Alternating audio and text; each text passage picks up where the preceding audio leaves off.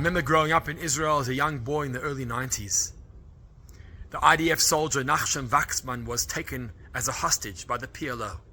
The entire country gathered together for prayer, davening and hoping for the one hostage, for Nachshon's release.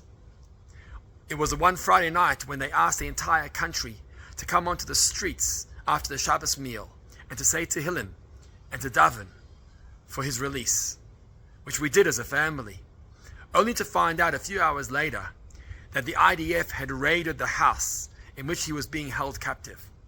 And the raid was not successful, and Nachshon was killed together with the Mefaked, the officer who led the raid. We were devastated, broken. The country couldn't believe this outcome. And a few days later came the funeral, and Chief Rabbi Lau spoke.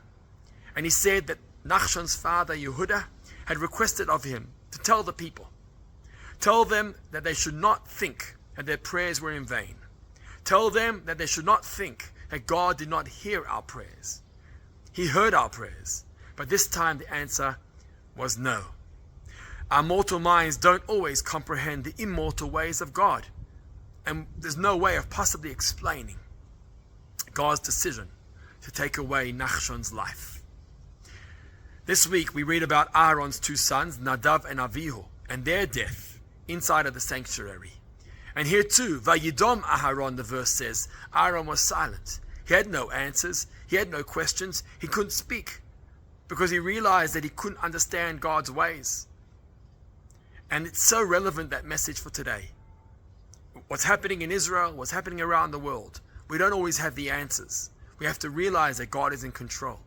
And God looks after his people. And he is kind, and he is good, and he is benevolent. But sometimes the answer is no. And maybe one day we'll understand why. We hope and we pray for better times. Please God. Shabbat Shalom.